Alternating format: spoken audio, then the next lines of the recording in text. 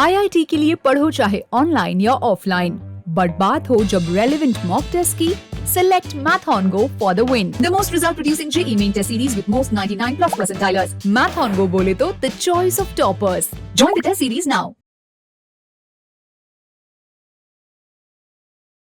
हाय everyone, welcome back once again. तो चलिए chemical bonding के 2023 के टॉप पीवाईक्यूज की डिस्कशन की जाए। तो 2023 में सबसे ज़्यादा पूछा जाने वाला टॉपिक कौन सा था? That is VSC-PR theory and hybridisation. और वैसे भी आप जानते हैं कि केमिकल बॉन्डिंग में अगर आपने VSC-PR अच्छे से समझ लिया तो सारे के सारे इंपॉर्टेंट स्ट्रक्चर्स आप बना लोगे, हाइब्रिडाइजेशन आप आराम से वहां से निकाल लोगे, और स्ट्रक्चर सही बनाया है तो डाइपोल मोमेंट निकालने में कोई दिक्कत नहीं आएगी।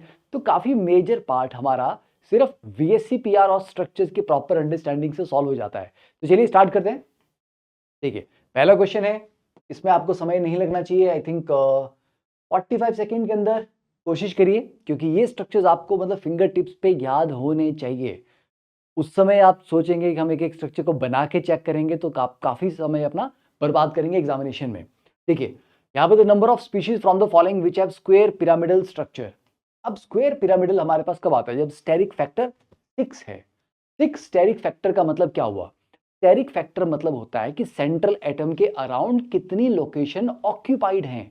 अब वो चाहे लोन पेयर ने ऑक्यूपाई की है, चाहे एक डबल बॉन्ड ने, सिंगल बॉन्ड ने या ट्रिपल बॉन्ड ने, उससे फर्क नहीं पड़ता, ऑक्यूपाई तो हो रखी है ना। ठीक है, तो कितनी पोजीशन सेंट्रल एटम के अराउंड ऑक्यूपाइड है, that is called steric factor. तो स्टेरिक फैक्टर जब 6 होता है तो ऑक्टाहेड्रल ज्योमेट्री आती है। अब ठीक है, जब 6 के 6 सिंगल बॉन्ड बन रहे हैं तो उसको आप octahedral geometry and octahedral shape कहते हो। अब जब 5 बॉन्ड हो और एक लोन पेयर हो, तो पोजीशन तो 6 ऑक्यूपाई हुई है, पर शेप को डिफाइन करते समय हम लोन पेयर को कंसीडर नहीं करते। तो लोन पेयर को अगर आप भूल जाओ तो ये 4 का स्क्वायर का बेस बनेगा और उसके ऊपर एक पिरामिड बनेगा। तो ये बना स्क्वायर पिरामिडल, मतलब 5 बॉन्ड और एक लोन पेयर। और अगर 4 बॉन्ड बने और 2 लोन पेयर बने तो आपके पास स्क्वायर प्लेनर आ जाता है, क्योंकि लोन पेयर को कंसीडर नहीं करते जब हम शेप को डिफाइन करते हैं। अब बात यह आती है, सर ये दोनों लोन पेयर को 180 डिग्री पे क्यों रखा है और ऐसे वर्टिकल ही क्यों रखते हैं? ऐसे नहीं रख सकते इन दोनों पोजीशन पे? एब्सोल्युटली रख सकते हो। आप चाहे इसको एक्स एक्सिस के लॉन्ग रखो, चाहे वाई के लॉन्ग रखो, चाहे जेड के लॉन्ग रखो। पॉइंट इज लोन पेयर के बीच में रिपल्शन सबसे ज्यादा होती है, तो उसको एक दूसरे से मैक्सिमम डिस्टेंस पे रखना होता है, और वो होगा एक एक्सिस के 2 एंड्स। समझे? ये बस देखने में ज्यादा कन्वीनियंट लगता है, आसान लगता है, देखने में समझ आती है शेप इसकी कैसी है, इसलिए हम इसको इस तरह से ड्रॉ करते हैं। अब देखिए यहाँ पे PF5 फॉस्फोरस के पास 5 वैलेंस इलेक्ट्रॉन थे, 5 ने सिंगल सिंगल बॉन्ड बनाए, तो इसकी जो ज्योमेट्री आएगी वो तो आएगी trigonal bipyramidal. Then BrF4 1 negative. अब इस पैटर्न को समझना, BrF4 1 नेगेटिव। बेटा जो भी नेगेटिव या पॉजिटिव चार्ज होता है उसको हमेशा सेंट्रल एटम के ऊपर एज्यूम करो। तो ब्रोमीन की खुद की 7 वैलेंस इलेक्ट्रॉन्स होते हैं, एक नेगेटिव चार्ज ऐड कर लूंगा तो 8 हो गए। तो bromine negative is just like a xenon ना, मतलब Br नेगेटिव के उतने ही वैलेंस इलेक्ट्रॉन हो गए जितने की नोबल गैस के होते थे, 8। राइट, तो इसको आप XeF4 से कंपेयर कर सकते हो डायरेक्टली। समझे? तो 8 वैलेंस इलेक्ट्रॉन ब्रोमीन के पास हो गए because of 1 additional negative charge. अब उन 8 में से 4 तो सिंगल बॉन्ड बनाएंगे और बाकी जो 4 है वो लोन पेयर की तरह। ये समझे? तो Br नेगेटिव अगर जीनॉन की तरह काम कर रहा है, क्योंकि वैलेंस इलेक्ट्रॉन उतने ही है, तो it structure will be same as XeF4। समझे? तो चाहे BrF4 ले लो आप या ClF4, कुछ इस तरह से इमेजिन करो, उनके स्ट्रक्चर सेम आएंगे। तो सेंटर पे एटम कौन सा इससे इंपॉर्टेंट नहीं होता, उसकी वैलेंसी कितनी है वो इंपॉर्टेंट है। ओके, अब देखिए यहाँ पे IF5। अब ये IF5 लिखो, ClF5 लिखो, दोनों का स्ट्रक्चर एक जैसा ही आएगा, क्योंकि सेंटर पे भी हेलोजन ले रहे हो और बाहर भी आप हेलोजन ले रहे हो, तो वैलेंसीज एक तरह से होंगी। तो जो बॉन्डिंग होगी या नंबर ऑफ इलेक्ट्रॉन्स अरेंजमेंट होगा वो एग्जैक्टली सिमिलर होगा। तो BrF4 1 नेगेटिव कैसा आ रहा है हमारे पास? ये आ रहेगा हमारे पास स्क्वायर प्लेनर। ठीक है, IF5 लाइक BrF5। आयोडीन के 7 वैलेंस इलेक्ट्रॉन, 7 में से 5 ने बॉन्ड बनाए और 2 लोन पेयर की फॉर्म में रह गए। तो यस, एक तो ये आ जाएगा BrF5। अब देखो ना, IF5 BrF5 दोनों सेम ही टाइप है, तो दोनों काउंट हो जाएंगे। Then XeOF4। अब बच्चे जीनॉन के पास 8 वैलेंस इलेक्ट्रॉन्स हैं और ऑक्सीजन के साथ ये बनाएगा डबल बॉन्ड, तो 2 ऑक्सीजन के साथ खर्च हो जाएंगे, बाकी के 4 क्लोरीन के साथ सिंगल बॉन्ड बनाने में, तो 4 2 6 तो खर्च हो गए। अब एक लोन पेयर बचेगा बस, तो जिनॉन XeOF4 का आप ऐसे बनाओ, एक ऑक्सीजन यहाँ पे रखो, लोन पेयर को यहाँ रखो और बाकी 4 पोजीशन पे फ्लोरीन लगाओ। सर ऑक्सीजन और लोन पेयर को ही 180 पे क्यों रखा? बिकॉज डबल बॉन्ड, देखो सबसे स्ट्रॉन्ग रिपल्शन होती है लोन पेयर, उसके बाद क्या होती है लोन पेयर बॉन्ड पेयर, फिर होती है बॉन्ड पेयर। और लोन पेयर बॉन्ड पेयर में भी अगर वो बॉन्ड पेयर डबल बॉन्ड का होगा तो ऑब्वियस सी बात है वहां पर ज्यादा रिपल्शन होगी, क्योंकि डबल बॉन्ड में 4 इलेक्ट्रॉन्स होते हैं, इसीलिए लोन पेयर और इसमें होनी थी सबसे ज्यादा रिपल्शन। तो इनको जितना दूर हो सके उतना दूर हमने रखा। तो देखिए बना ना ये स्क्वायर पिरामिडल, ठीक है। तो यहाँ पर आप इसको ये वाला एग्जांपल भी ऐड कर सकते हो, XeOF4, ठीक है, ये आ गया। ICl4 1 नेगेटिव इज एग्जैक्टली वैसा जैसा BrF4 1 नेगेटिव है, क्योंकि सेंटर पे हेलोजन है, 1 नेगेटिव चार्ज है और 4 हेलोजन के साथ जुड़ रहा है वो, ठीक है। तो ये भी आपका कैसा आ जाएगा, स्क्वायर प्लेनर आ जाएगा, ठीक है। तो आंसर कितना है हमारे पास 3। आई थिंक आराम से समझ आ गया, अच्छे से समझ आ गया। तो स्टेरिक फैक्टर के अकॉर्डिंग चलेंगे तो कभी परेशानी नहीं होगी। अब देखिए next, number of species having a square planar shape from the following. 40 second के अंदर आपका आंसर यहाँ पे आना चाहिए। देखो XeF4 तो अभी अभी हमने पढ़ा, राइट, कि XeF4 ड्रॉ भी कर लेते हैं, चलिए इनके सबके स्ट्रक्चर्स। 2 लोन पेयर आ गए यहाँ पे। और SF4 कैसा होता है, सीसॉ, क्योंकि SF4 में सल्फर के पास टोटल 6 इलेक्ट्रॉन्स हैं, 4 से उसने सिंगल बॉन्ड बनाए और 1 रह गए लोन पेयर, तो इट्स अ सीसॉ। और हाइब्रिडाइजेशन क्या होगी, देखो यहाँ पे टोटल तो 6 पोजीशन ऑक्यूपाइड थी ना, तो 6 पोजीशन ऑक्यूपाइड हैं, तो ये sp3d2 है, और यहाँ पे 5 पोजीशन ऑक्यूपाइड है तो sp3d है। मतलब हाइब्रिडाइजेशन स्टेरिक फैक्टर के अकॉर्डिंग होता है। हाइब्रिडाइजेशन को इससे मतलब नहीं है कि तुमने वहां पे लोन पे रखा या बॉन्ड बनाया, तो बोल रहा है भाई साहब 6 position okay sp3d2, 5 position sp3d, ठीक है। तो स्क्वायर प्लेनर हमारे पास एक तो ये आ रहा है, ये नहीं आ रहा। SiF4 सिलिकॉन के पास 4 वैलेंस इलेक्ट्रॉन्स होते हैं, चारों से एक एक बॉन्ड बनाएगा just like a carbon. SiF4 is same like CCl4, perfect tetrahedral, ठीक है। BF4 1 नेगेटिव, बोरॉन के पास 3 वैलेंसी होती है, एक एक्स्ट्रा F नेगेटिव मिल जाए तो वो भी 4 बॉन्ड बना के अपना ऑक्टेट कंप्लीट कर लेगा, परफेक्ट टेट्राहेड्रल बना देगा।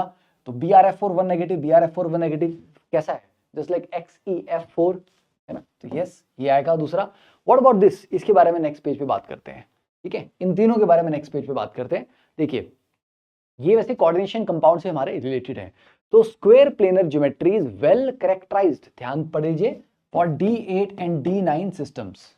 D8 में आपकी कौन सी आ गई, जैसे निकल 2 पॉजिटिव है, पैलेडियम है, प्लेटिनम है, राइट। तो D8 में आपके पास निकल 2 पॉजिटिव, पर निकल 2 पॉजिटिव के साथ एक स्ट्रॉन्ग लिगेंड चाहिए। फॉर एग्जांपल जैसे हम लेते हैं NiCN4 2 नेगेटिव, राइट, पढ़ा ना आपने ये हमारे पास स्क्वायर प्लेनर होता है। पर निकल यही अगर एक वीक लिगेंड जैसे क्लोराइड वगैरह के साथ कंबाइन कर जाए तो ये स्क्वायर प्लेनर नहीं बनाता, फिर टेट्राहेड्रल बनाता है, फाइन।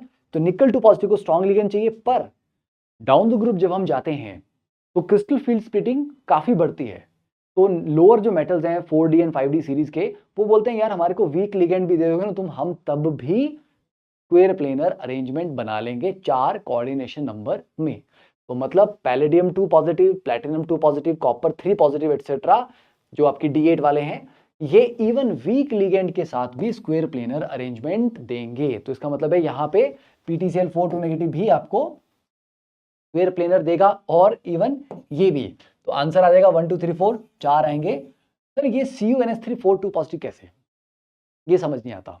चलो इसको देखो बेटा, CuNH3 4 2 पॉजिटिव में कॉपर 2 पॉजिटिव है, कॉपर 2 पॉजिटिव मतलब 4s03d9, ठीक है। यहाँ पे जॉन टेलर डिस्टॉर्शन भी होती है। अब जॉन टेलर डिस्टॉर्शन में नहीं जाएंगे, पर ये जो D9 है, अब D9 में कोई भी बच्चे बोलेगा सर D9 है, DsP2 स्क्वायर प्लेनर के लिए एक d ऑर्बिटल खाली चाहिए। वो तो D8 में हो सकता था कि D8 में 4 पेयर बना दो तो एक d का डब्बा बच जाएगा। सर D9 में अंदर का d कैसे अवेलेबल होगा, यहाँ पे क्या होता है, वो d इलेक्ट्रॉन जंप करके आगे बाहर वाले 4p में चला जाता है, ओके। तो ये चला गया 4p में, 4p में जाने के बाद अब ये d खाली हुआ sp2, तब जाके ये बना dsp2, ओके। अब क्वेश्चन इज सर ये क्या जुगाड़ है, ये इसको एक्साइट क्यों करवा दिया। तो एक्चुअली यस ये जुगाड़ ही है, क्योंकि वैलेंस बॉन्ड थ्योरी में जब इसकी बात आई इस कंपाउंड की, तो एक ही ऑप्शन था इनके पास कि ये एक्साइटेशन करवा दो, और कोई तरीका नहीं है। बट जब आप थोड़ा सा डिटेल में पढ़ते हो, क्रिस्टल फील्ड थ्योरी पढ़ते हो, सातवें इसमें जॉन टेलर डिस्टॉर्शन पढ़ते हो तो आपको समझ आता है कि ओके, ये एक्चुअली ये जनाब जो थे ना, ये स्क्वायर प्लेनर नहीं थे, ये जनाब थे ऑक्टाहेड्रल। ये था NH36,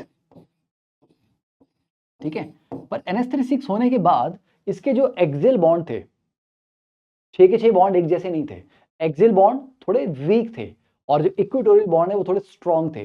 तो एक्सियल बॉन्ड इतने वीक थे कि समझ लो कि वो है ही नहीं, इफेक्टिवली 4 ही बॉन्ड है, बाकी 2 है ही नहीं।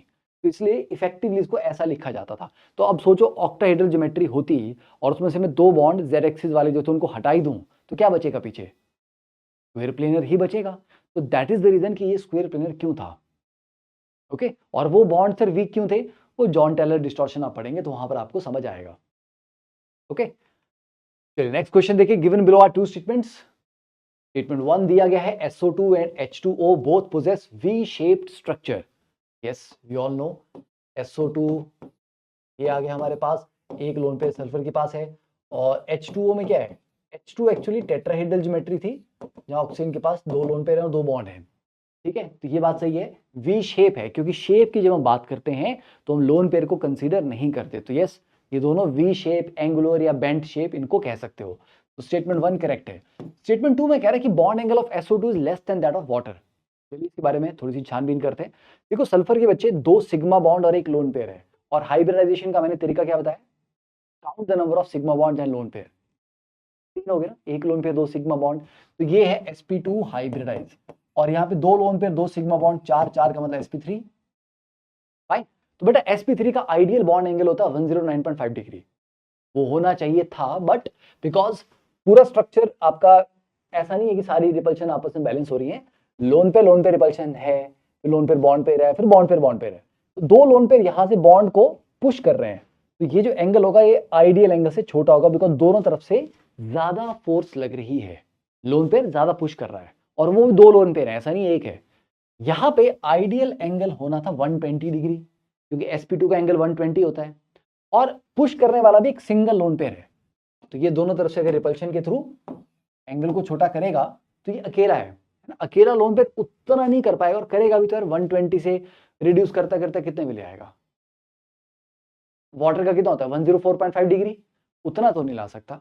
तो डेफिनेट सी बात है SO2 के केस में जो बॉन्ड एंगल होगा it will be greater than that of water. ठीक है, तो उन्होंने बोला कि bond angle of SO2 is less then that of water, ये बात बिल्कुल गलत होगी। तो स्टेटमेंट 1 सही है, स्टेटमेंट 1 और 2 इनकरेक्ट है। 1 is correct, statement 2 is incorrect, fourth option. ठीक है, तो लॉजिकली समझ के कर लिया हमने क्वेश्चन ये वाला। चलिए next one. According to molecular orbital theory the bond orders of for O2 2 negative, CO and NO positive respectively are. देखो अगेन वेरी सिंपल। अब आप जानते हैं कि MOT में जब हम बॉन्ड ऑर्डर पढ़ते हो तो एक तो शॉर्टकट है, ये रहा आपके सामने शॉर्टकट, पहले इसको समझा देता हूँ फिर नेक्स्ट बात पे आते हैं। देखिए बॉन्ड ऑर्डर का एक फॉर्मूला तो आप पढ़ते हो ना, number of bonding minus anti bonding divided by 2।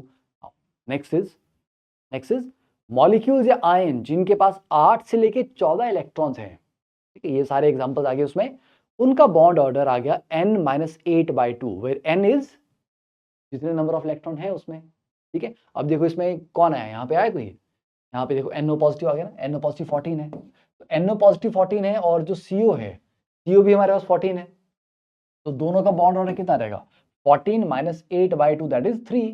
तो इसका बॉन्ड ऑर्डर भी 3, इसका भी 3। फाइन। और जिन आयंस के पास या मॉलिक्यूल्स के पास नंबर ऑफ इलेक्ट्रॉन 15 से 20 हैं वो हो गए 20 - n/2, ये वाला फॉर्मूला। तो ये बिल्कुल सटीक शॉर्टकट है, और ये जुगाड़ शॉर्टकट नहीं है, ये रिसर्च पेपर में पब्लिश हुआ शॉर्टकट है। ओके, तो O2 2 नेगेटिव की बात करूं अगर मैं, तो यहां पे मेरे को फॉर्मूला लगाने की भी जरूरत नहीं है। O2 के पास कितने इलेक्ट्रॉन हैं, कितने 16, 2 और गेन कर लेगा, कितने हो गए 18। तो O2 2 negative is isoelectronic with F2, right, और F2 मतलब F सिंगल बॉन्ड F होता है ना, F2 में सिंगल बॉन्ड बनता है। तो अगर O2 2 नेगेटिव और F2 आइसोइलेक्ट्रॉनिक है तो उनका बॉन्ड ऑर्डर भी सेम होगा, तो ये इसका बॉन्ड ऑर्डर 1 होगा, क्योंकि फ्लोरीन फ्लोरीन के बीच में सिंगल बॉन्ड होता है। Got it? समझ गए? अब O2 में 16 इलेक्ट्रॉन है, अगर O2 से मैं 2 इलेक्ट्रॉन निकाल दूं तो 14 हो जाएंगे, 14 में वो N2 के बराबर आ गया, और N2 में ट्रिपल बॉन्ड होता है, तो O2 2 पॉजिटिव का 3 हो जाएगा बॉन्ड ऑर्डर। फाइन, तो आंसर कितना आएगा 1 3 एंड 3। ये शॉर्टकट नोट डाउन कर लीजिए, काफी काम का है ये। नेक्स्ट देखिए, statement 1, dipole moment is a vector quantity, that is correct, and by convention it is depicted by a small arrow with tail on negative centre. ये बात गलत हो गई। जैसे ए और बी के बीच में यहाँ पर पोलैरिटी है, लेट्स से यहाँ पे पार्शियल पॉजिटिव आ रहा है, यहाँ पे पार्शियल नेगेटिव आ रहा है, तो एरो ऐसा बनता है, ये जो पॉजिटिव है ना, ये ऐसा बनता है ताकि इससे आपको याद रहे कि यहाँ पे पॉजिटिव एंड था, तो पॉजिटिव एंड से होता हुआ ये नेगेटिव एंड की तरफ जा रहा है। ये जो स्टेटमेंट 1 है ये तो गलत हो गई। सेकंड स्टेटमेंट है the crossed arrow of the dipole moment symbolizes the direction of the shift of charges in the molecule. देखिए, क्या पॉजिटिव चार्ज कभी शिफ्ट करता है? पॉजिटिव चार्ज कभी मूव करता है? नहीं, पॉजिटिव चार्ज मूव नहीं करता। Actually number of electrons move करते हैं, इलेक्ट्रॉन डेंसिटी मूव करती है, उसकी वजह से हमें ऐसा लगता है कि पॉजिटिव चार्ज मूव किया। इट इज, ये ऐसे बोलने वाली बात है। अभी आपने गड्ढा किया, ओके, फिर आपने उससे थोड़ा सा आगे वहां से मिट्टी निकाल निकाल के उस गड्ढे को भर दिया, अब वहां गड्ढा हो गया। तो गड्ढा मूव किया या मिट्टी मूव की? टेक्निकली तो मिट्टी को मूव किया, यस। अब आपने मिट्टी को वहां भरा तो अब वो जगह वहां पे डेफिशिएंसी आ गई। डेफिशिएंसी ऑफ मिट्टी को तो हम गड्ढा बोल रहे हैं ना, राइट। तो जहां से इलेक्ट्रॉन चले जाएंगे वहां पीछे ऑटोमेटिकली पॉजिटिव चार्ज डेवलप हो जाएगा। तो पॉजिटिव चार्ज नहीं मूव करता, it is a movement of electron और the charge density that kind of results in the development, और के यार यहाँ पॉजिटिव चार्ज डेवलप हो रहा है। रियलिटी में पॉजिटिव चार्ज एग्जिस्ट ही नहीं करता, it is just deficiency of electrons. Fine, तो यस, इस एरो का मतलब है कि इलेक्ट्रॉन्स उस तरफ जा रहे हैं ताकि इस तरफ डेफिशिएंसी ऑफ इलेक्ट्रॉन जनरेट हो गया, पॉजिटिव सेंटर जनरेट हो गया। तो सेकंड स्टेटमेंट बिल्कुल सही है। तो statement 1 is incorrect, 2 is correct. समझ गए? क्लियर है ये? नेक्स्ट क्वेश्चन देखते हैं। Decreasing order of the hydrogen bonding in the following forms of water is correctly represented by. तो हमारे पास लिक्विड वाटर है, आइस है, इम्प्योर वाटर है। क्या आपको लगता है, क्या hydrogen bonding state of matter के साथ डिपेंड करती है, रिलेट करती है? करती है। लास्ट लेक्चर में आई थिंक पढ़ा भी हमने इस बारे में। देखिए, सॉलिड स्टेट में पार्टिकल्स काफी नजदीक होते हैं, तो उनके बीच में अट्रैक्टिव फोर्सेस को ऑपरेट करने का अच्छा चांस मिलता है, क्योंकि नजदीक है। अट्रैक्शन रिपल्शन जो भी होगा वो अच्छे से हो पाएगा। वेपर फेज में या गैसेस फेज में पार्टिकल्स के बीच का डिस्टेंस बहुत ज्यादा होता है, तो वहां पे जो भी हाइड्रोजन बॉन्डिंग या जो भी इंटरमॉलिक्यूलर फोर्सेस होंगी they will be eight there lowest magnitude, right. इसलिए आइस में सबसे ज्यादा होना चाहिए। फाइन, उसके बाद प्योर वाटर और इम्प्योर वाटर में क्या है कि जहां पर दो वाटर मॉलिक्यूल आराम से एच बॉन्डिंग कर रहे हैं, अगर कोई इंप्योरिटी बीच में आ गई, समझ गया ना तुम, दिक्कत दे देगा बीच में वो बेचारा। तो इसलिए इम्प्योर वाटर में इंप्योरिटी कैन हैम्पर और limit the scope of hydrogen bonding between the molecules. तो इसलिए बी, फिर ए, फिर सी, ये होना चाहिए। नेक्स्ट देखिए, the number of species from the following carrying a single loan pair on central atom xenon is. अब यहाँ पे एक्चुअली ये वाला मॉलिक्यूल डबल हो गया है, उसको सॉल्व कर रहा था मैं, सोचू मेरा आंसर डिफरेंट आ रहा है यार, ये क्या हो रहा है। XeO3 यहाँ पर भी है, यहाँ पर भी है, इसको हटा देते हैं। अब आराम से सॉल्व करिए, ठीक है। अब देखिए XeF5 1 पॉजिटिव, ज़ीनॉन के पास 8 वैलेंस इलेक्ट्रॉन, एक पॉजिटिव चार्ज में एक निकाल दो, 7 बचे। 7 में से 5 ने सिंगल बॉन्ड बनाया और एक बचा लोन पेयर। तो 5 सिंगल और एक लोन पेयर मतलब क्या हुआ, स्क्वायर पिरामिडल, ठीक है। तो मतलब लोन पेयर तो एक ही हुआ ना, यस। एक तो ये आ जाएगा, XeO3 में ये भी आ जाएगा, XeO2F2 ये गैप दिया हुआ पर एक्चुअली ये XeO2F2 इकट्ठा है, ये भी आ जाएगा। XeF5 1 नेगेटिव, ये नहीं, ये नहीं आएगा, क्योंकि ज़ीनॉन के ऊपर 1 नेगेटिव चार्ज मतलब 9 वैलेंस इलेक्ट्रॉन्स, 9 में से 5 ने बनाए बॉन्ड और बाकी के 4 के 2 लोन पेयर हैं, तो इसके बाद 2 लोन पेयर आ जाएंगे। XeOF4 ये भी आ जाएगा, XeF4 नहीं, इसके बाद 2 लोन पेयर हैं। अब बोलो सर ये आ जाएगा वो आ जाएगा, कैसे दिखाओ तो सी। देखो, कुछ इंपॉर्टेंट स्ट्रक्चर्स को देख भी लेते हैं हम साथ के साथ। XeF2 3 lone pair on the central atom, sp3d hybridisation और शेप है लीनियर। फिर XeO3 अब ऑक्सीजन के साथ बनते हैं डबल बॉन्ड, नहीं सर सिंगल भी बनते हैं। देखो आपने ध्यान दिया होगा, ऑक्सीजन की रिक्वायरमेंट क्या होती है, वो बोलता है कि मेरे को 2 इलेक्ट्रॉन दे दो और मेरा ऑक्टेट कंप्लीट हो जाएगा, ओके। तो उसको 2 और चाहिए, वो 2 और की जो रिक्वायरमेंट है वो 2 बॉन्ड्स बना के पूरी करता है। तो अगर आप जैसे अल्कोहल में देखेंगे, O के इधर को R ग्रुप है, इधर को H है, तो या तो वो दोनों तरफ सिंगल बॉन्ड बनाता है या एक तरफ डबल बॉन्ड बनाता है। कभी भी अब ऑक्सीजन का बॉन्डिंग बिहेवियर देखो, या वो दोनों तरफ सिंगल बॉन्ड बना रहा है या फिर वो एक तरफ ही डबल बॉन्ड बना रहा है। राइट। अब जीनॉन के साथ जब वो लगेगा तो दो तरफ सिंगल बॉन्ड बनाने का स्कोप तो नहीं है, तो ऑब्वियस ही बात है फिर उसको एक तरफ डबल बॉन्ड ही बनाने पड़ेंगे। तो तीनों ऑक्सीजन को डबल डबल डबल, तो 6 इलेक्ट्रॉन यहाँ खर्च हो गए, बाकी बचे 2, उसका एक लोन पेयर आ गया, right. And it's a perfect tetrahedral, क्योंकि स्टेरिक फैक्टर 4 है, 3 पोजीशन पे बॉन्ड है और 1 पोजीशन पे लोन पेयर है। नेक्स्ट XeF4, ये तो पढ़ा ही हो हमने, sp3d2। नेक्स्ट वन XeOF4, ये भी अभी पीछे सॉल्व किया था हमने। देन XeOF2, अब OF2 है यहाँ, आई नो कि यहाँ पर OF2 नहीं, यहाँ पे O2F2 है, तो कोई बात नहीं, ये जो O2 है उसको आप इन दो के जो O2 कर दो, OF2 आ गया और एक लोन पेयर बचेगा, जस्ट लाइक SF4, सी सॉ अरेंजमेंट आ जाएगा वो, ठीक है।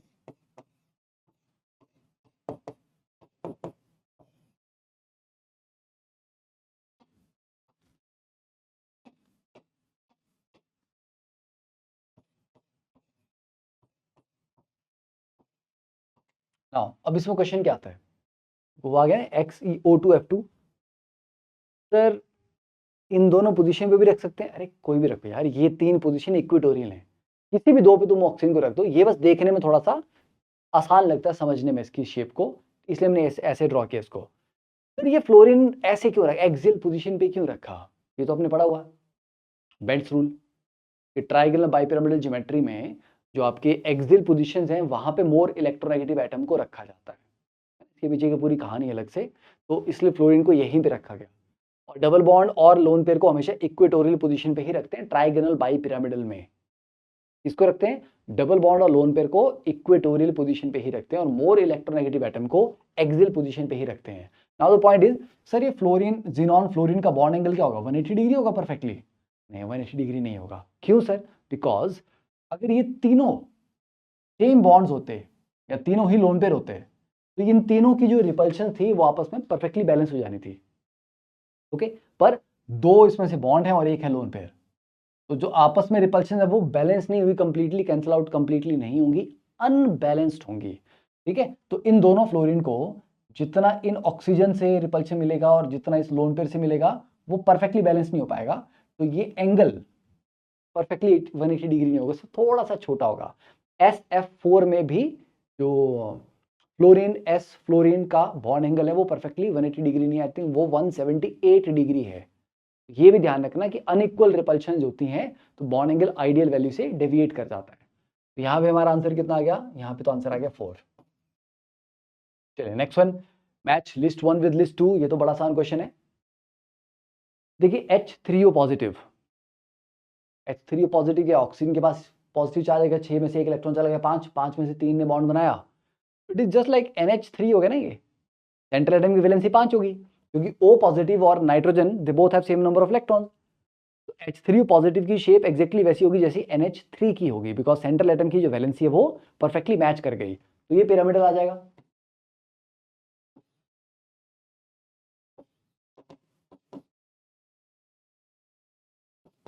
ठीक है, ये पिरामिडल आ गया।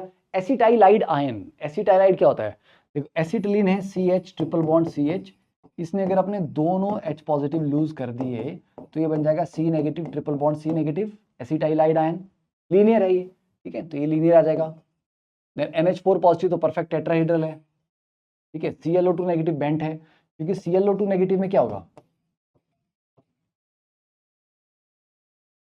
ये देखो 2 3 4 5 6 7, तो क्लोरीन के पास 7 वैलेंस इलेक्ट्रॉन्स जो होते हैं वो यूज हो गए। अब आपके माइंड में सर पर आपने बोला नहीं है कि sir negative charge positive charge हो गया तो उसको हमेशा सेंट्रल एटम पे एज्यूम करो, हाँ अज्यूम करो, पर जब हम अल्टीमेटली स्ट्रक्चर बना देंगे तो नेगेटिव चार्ज क्लोरीन पे नहीं रखूंगा ना, because oxygen is more electronegative, वो प्रेफरेबली नेगेटिव चार्ज अपने पास ही रखेगी, दैट मेक्स मोर सेंस, ठीक है। तो ClO2 negative, ClO3 negative, ClO4 negative, arrangement इनका टेट्राहेड्रल है, पर शेप की बात करें तो ये शेप आपकी बेंट है या वी शेप है क्योंकि 2 लोन पेयर है, ठीक है। तो इसमें से आ जाएगा A का 3, B का 2, A3 B2, that is third option.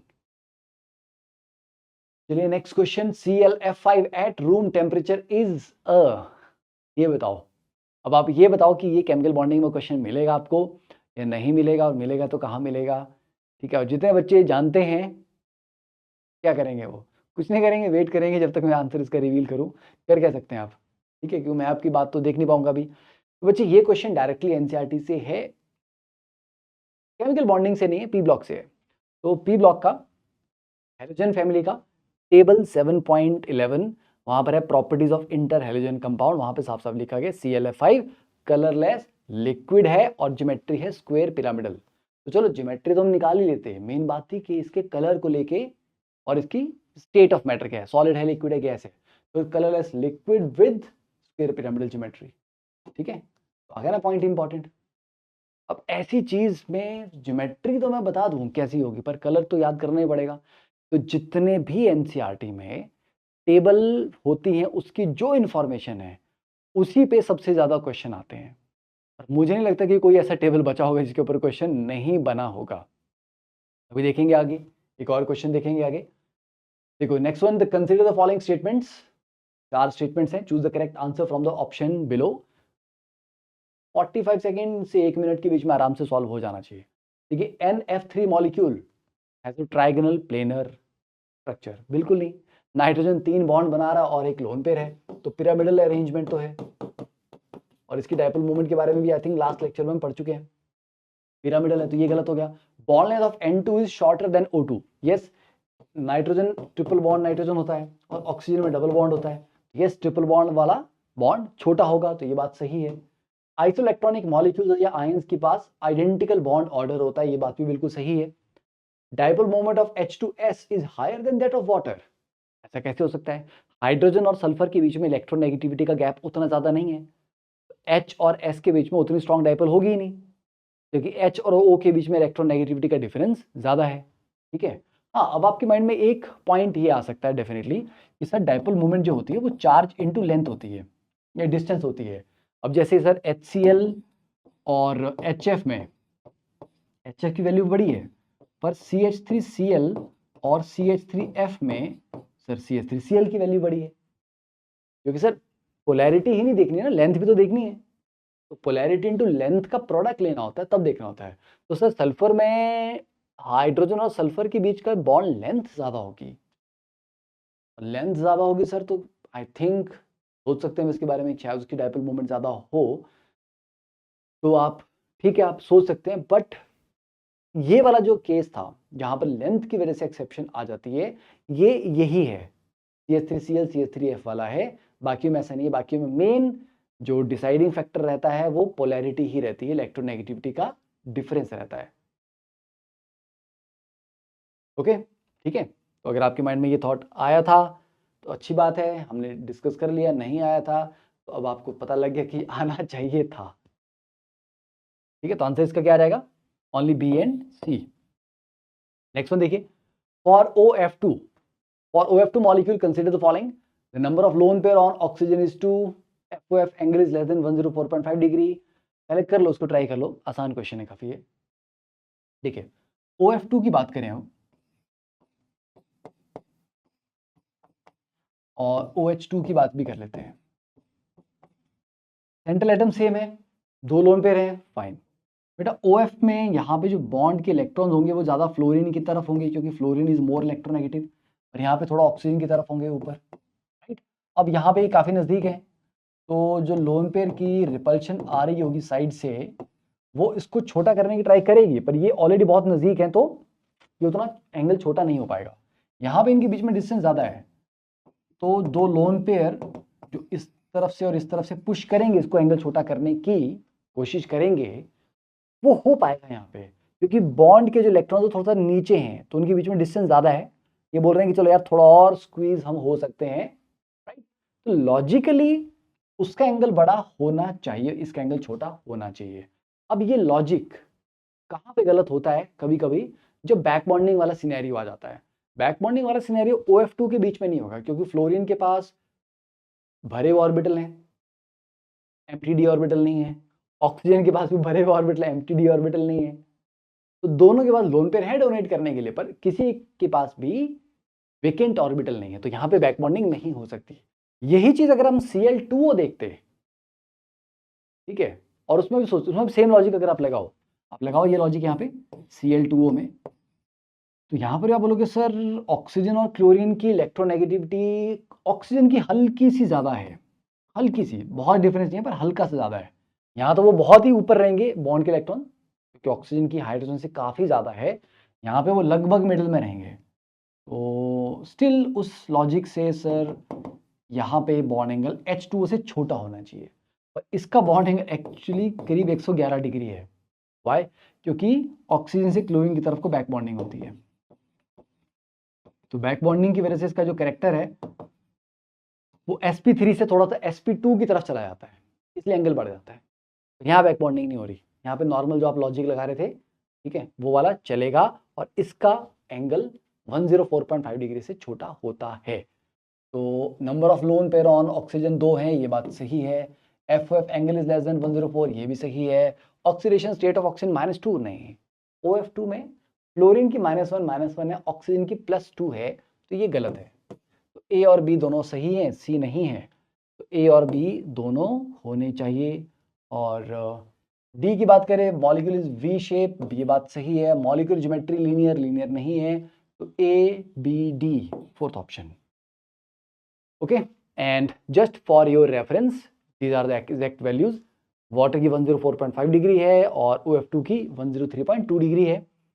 NH3 NF3, ठीक है, NH3 PH3 ASH3 SbH3, थोड़े बहुत bond angles just for your reference. Next one देखिए, in which of the following processes the bond order increases and paramagnetic character changes to diamagnetic 1। Bond order बढ़ना चाहिए बेटा। O2 का 2 होता है और O2 1 पॉजिटिव का 2.5 होता है, तो बॉन्ड ऑर्डर तो बढ़ा। O2 में 2 अनपेयर इलेक्ट्रॉन होते हैं, एक इलेक्ट्रॉन निकाल भी दोगे तो भी एक अनपेयर तो बच ही जाएगा। O2 1 पॉजिटिव में भी क्या होगा, एक अनपेयर बच जाएगा, तो डायमैग्नेटिक तो नहीं हुआ, ठीक है। O2 में अब देखिए, O2 का बॉन्ड ऑर्डर 2 है और O2 2 नेगेटिव कितना है 1, because that is isoelectronic with F2, fine. तो यहाँ पे 2 से 1 जा रहे हो आप, तो बॉन्ड ऑर्डर इंक्रीज करना चाहिए, यहाँ डिक्रीज कर गया, तो ये भी गलत हो गया। NO का कितना था, NO का 2.5 था और NO पॉजिटिव का 3 है, तो बॉन्ड ऑर्डर बढ़ा। और NO में क्योंकि ऑड इलेक्ट्रॉन था तो एक इलेक्ट्रॉन अनपेयर था, पर NO पॉजिटिव में 14 इलेक्ट्रॉन हैं और 14 में N2 के आइसोइलेक्ट्रॉनिक हो गया वो, और N2 में सारे इलेक्ट्रॉन पेयर्ड होते हैं। ठीक है, ये पैरामैग्नेटिक था, ऑड इलेक्ट्रॉन स्पीशीज, और ये आपका डायमैग्नेटिक बन गया, और बॉन्ड ऑर्डर भी 2.5 से 3 हुआ है तो बड़ा है, तो third option is right. Next, what is the number of unpaired electron or electrons in the highest occupied molecular orbital? HOMO. What exactly is HOMO? Last lecture हमने ये वाला डायग्राम देखा था, ठीक है। तो बच्चे ये जब आप फिलिंग करते हो इलेक्ट्रॉन्स की according to molecular orbital theory, sigma 1s2 sigma star 1s2 टाइप में, भरे हुए ऑर्बिटल में जो हाईएस्ट एनर्जी का ऑर्बिटल होता है उसको होमो बोलते हैं, हाईएस्ट ऑक्यूपाइड मॉलिक्यूलर ऑर्बिटल। जैसे ये है B2 की बात करो तो ये इसका होमो है, C2 में भी ये होमो है। और अगर होमो सिंगली ऑक्यूपाइड हो, मतलब वहां पे अनपेयर्ड इलेक्ट्रॉन है, तो उसको सोमो भी बोलते हैं, सिंगली ऑक्यूपाइड मॉलिक्यूलर ऑर्बिटल। तो ये होमो बोलो सोमो बोलो, मतलब यहाँ पे होमो इज सोमो, highest occupied molecular orbital is actually singly occupied molecular orbital, ठीक है। ये होमो आ गया, N2 में ये वाला होमो है, O2 में ये है, F2 में ये है, Ne2 में ये है, right. What is LUMO then? Lowest unoccupied molecular orbital। देखो होमो के ऊपर क्या है, सारे खाली हैं, सारे ही। उन सारे खाली डब्बों में से जो सारे अनऑक्यूपाइड मॉलिक्यूलर ऑर्बिटल्स है उमो, उनमें से जो लोएस्ट है एनर्जी में वो होता है ल्यूमो। मतलब होमो का जस्ट जो पड़ोसी होता है ना, उससे नेक्स्ट वो ल्यूमो होता है। ये ल्यूमो है, ये ल्यूमो है, ये ल्यूमो है, ये है, ये है, यहाँ पर इससे ऊपर वाला होगा, समझे। तो होमो एंड ल्यूमो आर नेबर्स, पड़ोसी हैं बिल्कुल है, और इनके बीच में इलेक्ट्रॉन का एक्सचेंज, मतलब इनके बीच में नहीं, मतलब ऐसा समझो कि किसी को इलेक्ट्रॉन अपने डोनेट करने हैं तो कौन से करेगा, आउटर मोस्ट इलेक्ट्रॉन्स, होमो वाले। तो होमो वाले इलेक्ट्रॉन्स बॉन्डिंग में अटैक करने के लिए इस्तेमाल होते हैं, और किसी को गेन करना है इलेक्ट्रॉन पेयर, जैसे इसके यहाँ तक भर रखा है, अब इसको इलेक्ट्रॉन एक्स्ट्रा लेना होगा, यही लेगा वो, तो ल्यूमो में एक्सेप्ट किए जाते हैं और डोनेट होमो से किए जाते हैं, इसलिए होमो और ल्यूमो की जो बात है वो बार बार रिएक्शन में आती है। तो what is the number of unpaired electron highest occupied HOMO में, देखो N2 का तो होमो भरा हुआ बॉस, ठीक है, N2 में तो 2 हैं, N2 पॉजिटिव में 1 हो जाएगा। O2 के होमो में कितना है, 2 है, ठीक है। अच्छा एक second, unpaired, okay okay okay, unpaired पूछा है, आई थॉट टोटल पूछा है, ठीक है। तो N2 में तो 0 है, N2 1 पॉजिटिव फिर 1 हो जाएगा। O2 में ऑलरेडी 2 अनपेयर्ड है और O2 1 पॉजिटिव में 1 हो जाएगा, तो 0 1 2 1, फर्स्ट ऑप्शन, ठीक है। क्लियर हो गया ये। Next one, the bond dissociation energy is highest for, ये भी बड़ा कॉमन सा क्वेश्चन है ये। क्लोरीन, फ्लोरीन, ब्रोमीन, आयोडीन में नॉर्मली हमें लगता है कि फ्लोरीन सबसे छोटा है, सबसे छोटा बॉन्ड सबसे मजबूत होता है, ये तो हम नॉर्मली सोचते हैं, पर यहाँ ऐसा नहीं होता। क्यों? क्योंकि फ्लोरीन सिंगल बॉन्ड फ्लोरीन में छोटा तो वो था, पर दोनों फ्लोरीन के पास 3 लोन पेयर होने की वजह से जो इंटर इलेक्ट्रॉनिक रिपल्शन थी, नजदीक होने की वजह से काफी, वो बढ़ जाती है और इसलिए बॉन्ड वीक हो जाता है। तो ये आप अगर हेलोजन चैप्टर में, अगेन फिर से टेबल आपको देखना पड़ेगा, तो वहां पे आप टेबल देखोगे, ठीक है। तो F2Cl2 Br2 I2 की प्रॉपर्टीज दी गई हैं, यहाँ पे देखिए बॉन्ड डिसोसिएशन एंथैल्पी F2 की कम है, not just come, second last है सब में, सबसे स्ट्रॉन्ग Cl2 है, फिर Br2 है, फिर जाके F2 है, लास्ट में I2 है। तो I2 सबसे वीक है, उसके बाद F2 है, फिर Br2 है, फिर जाके Cl2 है। ये सीक्वेंस भी आपने याद रखना है, काम आएगा, ठीक है। और रीजन इज फ्लोरीन फ्लोरीन बहुत छोटा था, इंटरइलेक्ट्रॉनिक रिपल्शन की वजह से बॉन्ड वीक हो गया। Next, given below are two statements, SbCl5 is more covalent than SbCl3। Yes, Fajan rule, terminal atom same है, एनायन सेम है, कैटायन यहाँ पे +5 ऑक्सीडेशन स्टेट में है, यहाँ पर आपका +3 ऑक्सीडेशन स्टेट में है। तो कैटायन की जितनी हायर ऑक्सीडेशन स्टेट होगी उसकी पोलराइजिंग पावर ज्यादा होगी, ये बात सही है। Higher oxides of halogens also tend to be more stable than the lower ones. What about this, इसका क्या करें sir? Higher oxides of halogen, जैसे जैसे क्लोरीन की बात करो, Cl2O, Cl2O3, Cl2O5, Cl2O7, इसका मतलब है कि Cl2O7 बाकी ऑक्साइड से ज्यादा स्टेबल होना चाहिए, राइट। पर क्या कहीं लिखा है ये किसी ग्रंथ में, किसी किताब में लिखा है ये? यस, लिखा हुआ है, दोनों स्टेटमेंट सही हैं, ठीक है। ये देखिए, this is P block NCERT halogens chapter. तो आप देखिए रिएक्टिविटी टुवर्ड हैलोजन में आप देखोगे कि 2 टाइप के हैलाइड बनते हैं, ट्राई हैलाइड और penta halide, and penta halide are more covalent than tri halide, ठीक है। अच्छा सॉरी, ये हैलोजन वाला नहीं, ये नाइट्रोजन फैमिली का है, दिस इज ग्रुप 15 का है ये, और ये वाला पैराग्राफ ग्रुप 17 का है, क्योंकि ये नाइट्रोजन फैमिली के रिएक्टिविटी टुवर्ड्स हैलाइड के बारे में बात हो रही है, ठीक है। क्लियर है ये? अब देखो ग्रुप 17 में chlorine, bromine, iodine form oxides in which the oxidation states range from +1 to +7, yes, like Cl2O, Cl2O3, Cl2O5, Cl2O7, इस तरह से है ना। और combination of kinetic and thermodynamic factor, अब देखो ये एक अलग पोटेंशियल क्वेश्चन है, ये असर्शन रीजन बन सकते हैं इसके ऊपर कि combination of what, kinetic and thermodynamic factors lead to the generally decreasing order of stability of oxide form by halogen. तो सबसे ज्यादा स्टेबल ऑक्साइड आयोडीन के हैं, फिर क्लोरीन के हैं, फिर ब्रोमीन के हैं। तो देखो असर्शन बन जाएगी कि the decreasing order of stability of oxide form by halogen is I then Cl then Br। Reason आ जाएगा नीचे, a combination of kinetic and thermodynamic factors lead to this order। बन गया ना असर्शन रीजन, स्टेटमेंट टाइप भी question बन गया, multiple option correct वाला भी बन जाएगा इसके ऊपर, तो बहुत इंपॉर्टेंट स्टेटमेंट है ये। अब उसके आगे लास्ट देखो, the higher oxides of halogen tend to be more stable than the lower ones. Exact वही स्टेटमेंट जो यहाँ पर लिखी है, एग्जैक्ट, एक वर्ड भी इधर का उधर नहीं किया हुआ। इतना ज्यादा डायरेक्ट क्वेश्चन आता है NCERT से, ओके, दैट्स इट। तो मिलते हैं फिर नेक्स्ट लेक्चर में मिलेंगे। तो ये लेक्चर आपको कैसा लगा, do let us know in the comment section, और बढ़ते रहिए and keep smiling and always be positive, ठीक है। चिंता नहीं करनी है, पढ़ाई करनी है, ठीक है। चलिए, ऑल द बेस्ट, बाय।